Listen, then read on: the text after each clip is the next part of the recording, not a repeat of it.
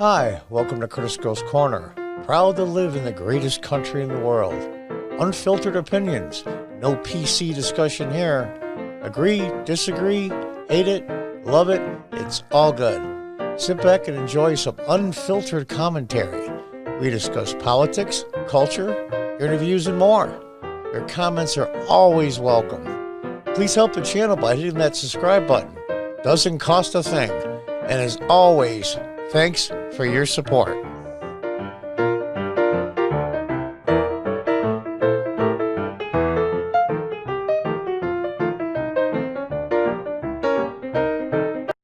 Hi folks, welcome back. This is from a new site that I've discovered here. You see on top, it's Biz, looks like Prake Review, something like that. This is a really, really good site for anyone that's got a conservative mindset. Saw this story on Tucker Carlson tonight and want to do some more investigating. Top slams Senator Mike Lee for sneaky bill that favors Chinese and Indian workers over Americans. I mean, during a pandemic, and these are high-tech jobs we're talking about. There were caps on certain countries. I forget what the visa number is. These are very high-paying tech jobs. And there was a cap put on.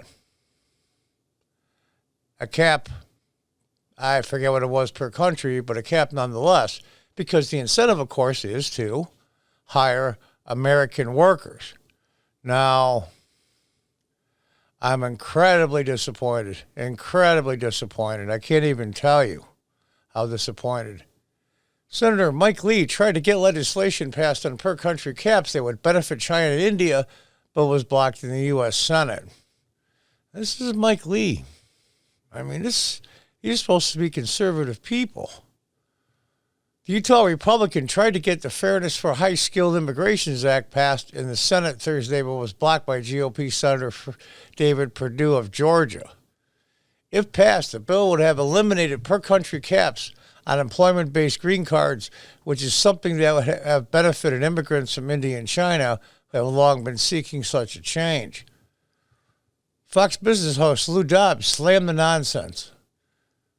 Lee put before the Senate on Thursday, calling out the measure as no one that would increase cheap foreign labor in the U.S. while placing American workers at disadvantage. Senator Mike Lee tried to sneak through a bill in the Senate that would have an absolute dream for outsourcers, cheap foreign labor, double the number of H-1B visas. He said to Lou Dobbs tonight, yeah, we have our tech people. These kids are getting out of college. They're owing $50,000, $60,000, $70,000, some $100,000. So let's give that high-tech job to someone from another country. Maybe at $20,000, $25,000 less a year. And these guys, these kids, these women, these men, they can't pay back their student loans, but they can stand there and march in the streets for us to pay it for them. This is ridiculous. We're being sold out. And I'm incredibly disappointed in Senator Lee and the other Republicans. Unbelievable to me in the middle of a pandemic, when especially high-tech jobs can be done from almost anywhere in the country via the internet. I just don't understand. I just don't get it. It would remove green card limits on workers from other countries, Dobbs explained. Big countries like India and China principally would overwhelm the H-1B visa list, and guess what?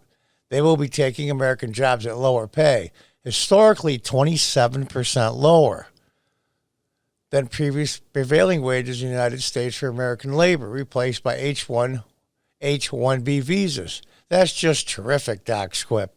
And of course, you can't see the text here, but that's just terrific was said with strong sarcasm. Let's do a little quick math here. So you get a really good tech job for $100,000 a year. The Indians, Chinese, they'll get $73,000. The billions and billions of dollars that these people have, especially the tech monsters, especially the social media monsters in Silicon Valley that have been censoring and hiding information from the American voters, especially this year, but have been for years. The the tweets that are taken down, the videos that are taken down, the Facebook deletions, the bannings, all because they don't like your politics. Now you're going to give them more money? Guess who stopped it? Senator David Perdue blocked it. Perdue said he actually supports the bill. It was too good to be true, wasn't it? Dobbs continued, sarcastically, again, of course. But he wants to work on some of the bill's language. Senator Perdue also said the bill is consistent with what the president's trying to do to fix our broken immigration system. I don't get that one. I think the president thinks much differently, but maybe that's true and maybe it's not. But ask yourself, why would a populist president who's worked so hard for the American worker, the middle class, the forgotten man and woman in this country, agree to such a bunch of nonsense as Senator Mike Lee has put before the Senate, the Fox Business host asked? Damn good question. Damn good question. The bill, which failed to bypass a Senate roll call on Thursday, passed the House 365 to 65 back in July. Yeah, which means a whole bunch of Republicans in the House voted for it, too. In an election year. This was an election year for a third of the Senate and the entire House. I don't get it. I just don't get it.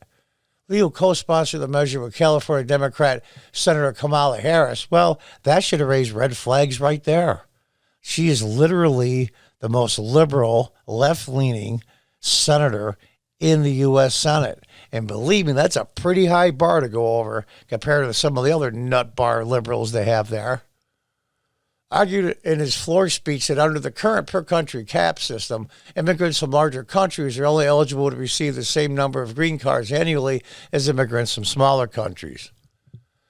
As a result, the wait times for immigrants from larger countries have grown and grown decade after decade with no end in sight. Yeah, so? Yeah, and your point is what? Were they saying there's too many white Europeans getting in before the Indians and Chinese? Is that what this is about? I'm not really sure because I'm grasping at straws here to try to understand a reason. I can't think of one. It amounts to de facto country of origin discrimination, plain and simple, and no amount of legalese or wonkish policy arguments can cover up that fact. Country of origin discrimination. Frankly, I don't think there should be hardly any. I think you should drastically reduce those visas. We're looking out for America first. What happened to that? What the hell's wrong with these guys? Are these the old neocons that we were warned about, the warmongers along with the Democrats? Is there really a uniparty now?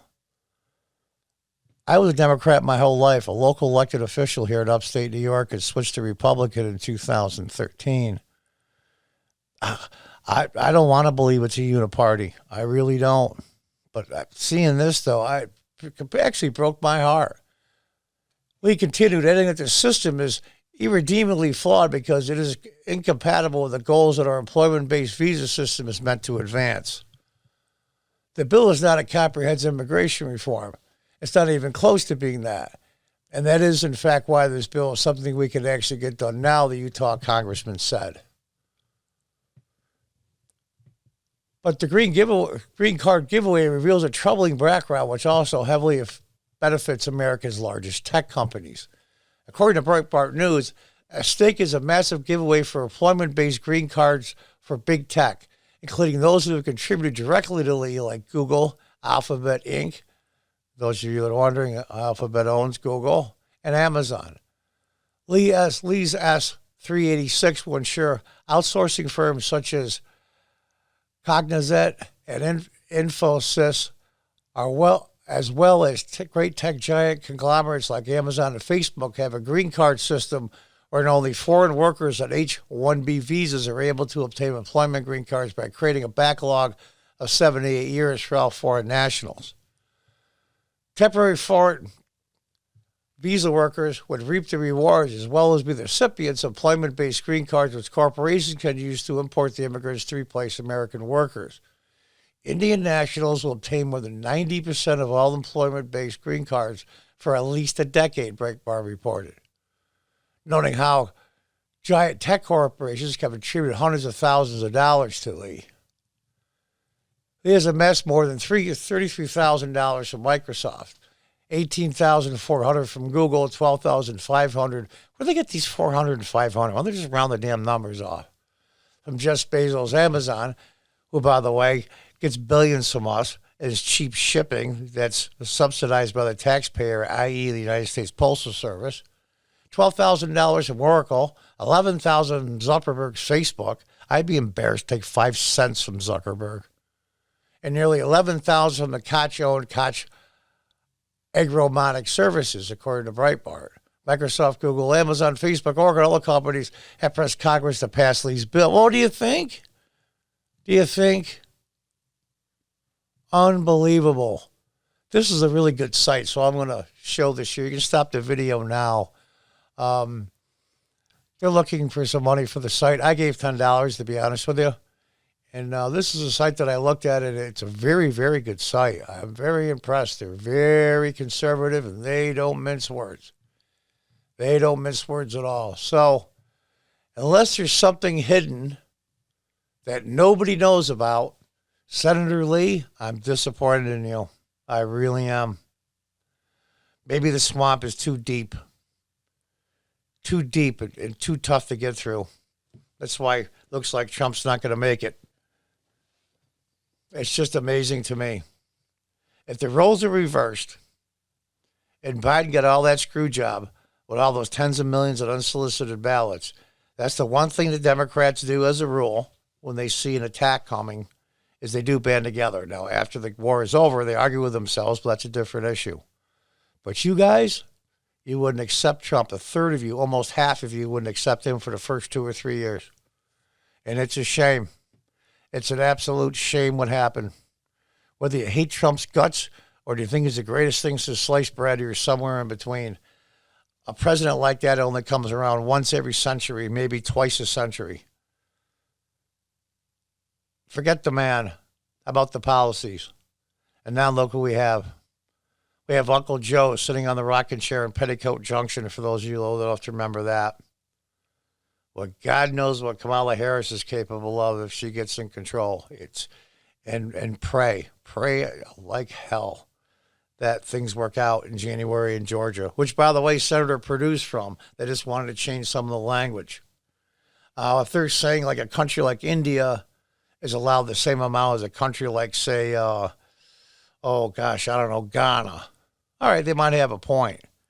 Do it based on a population percent. In other words, take the entire world and say India has, outside the United States, has 11.2% of the population, so they get 11.2% of the visas. I probably wouldn't have a problem. I definitely would lower the number of visas, though.